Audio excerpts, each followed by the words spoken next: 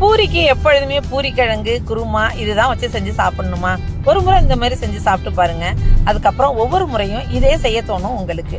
அதுக்கு நான் soya chunks வெந்நீரில் போட்டு எடுத்து வச்சுக்கிட்டேன். 1/4 கப்பு பட்டாணி, 2 உருளைக்கிழங்கு தனியாக வேக வச்சு எடுத்து வச்சுக்கிட்டேன். இதுக்கு ஒரு மசாலா ரெடி பண்ணணும். அதுக்கு 1 ஸ்பூன் கடலைப்பருப்பு, 1 ஸ்பூன் மல்லி, 1 ஸ்பூன் சீரகம், 1 ஸ்பூன் சோம்பு, மிளகு 1 ஸ்பூன், ஒரு துண்டு பட்டை, ஒரு அன்னாசி மொட்டு, ஒரு இலை எல்லாம் சேர்த்து ட்ரை ரோஸ்ட் பண்ணி எடுத்துக்கலாம். நான் காஷ்மீரி சில்லி போட்டிருக்கேன். நான் எனக்கு தேவையான அளவுக்கு போட்டிருக்கேன். உங்களுக்கு கூடவோ குறைச்சவோ நீங்கள் சேர்த்து செஞ்சுக்கோங்க. 1/4 கப்பு தேங்காய், 10 முந்திரி பருப்பு சேர்த்து நல்லா பேஸ்ட் பண்ணி அரைச்சி எடுத்துக்கலாம். இது மாதிரி மைய அரைச்சி எடுத்துக்கோங்க.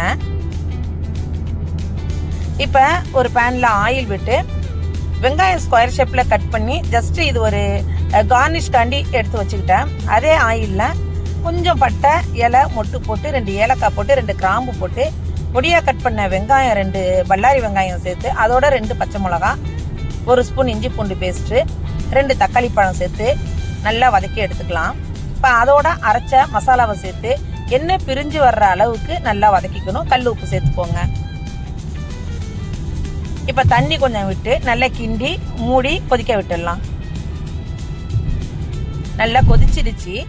இப்போ வேக வச்ச சோயா சங்க்ஸ், பட்டாணி, உருளைக்கிழங்கு எல்லாத்தையும் சேர்த்து நல்லா கிளறி எடுத்தீங்கன்னா சோயா சங்க்ஸ் கிரேவி ரெடி ஆகிடும்.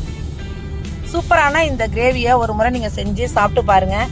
எப்படி இருக்குங்கிறத கமெண்ட் பண்ணுங்கள். அதோட கசூரி மேத்தி கொஞ்சம் கையில் கசக்கி போட்டுக்கோங்க.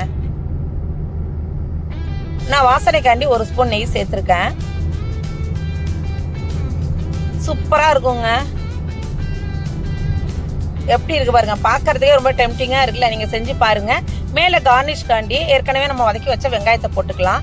இப்போ புசு புசுன்னு பூரியை சுட்டு வச்சு அதுக்கு இந்த கிரேவியை வச்சு சாப்பிட்டு பார்த்தீங்கன்னா அல்டிமேட்டாக இருக்கும். இந்த வீடியோ எப்படி இருந்துச்சு அப்படிங்கிறத மறக்காமல் கமெண்ட் பண்ணுங்கள். அது மட்டும் இல்லாமல் நம்ம சேனலை லைக், ஷேர், சப்ஸ்கிரைப் பண்ணுங்கள். உங்கள் ஃப்ரெண்ட்ஸ் அண்ட் ரிலேட்டிவ்ஸ்க்கு ஷேர் பண்ணுங்கள். தேங்க்யூ.